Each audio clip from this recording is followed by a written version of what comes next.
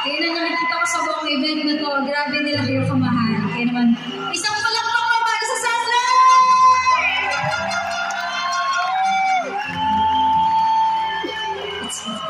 Okay lang, mellow tayo ngayon. Medyo, kanina nung nung 6 grabe kayo, narinig ko sa backstage, grabe si Gawa yun. Pero ito love song tayo, ha?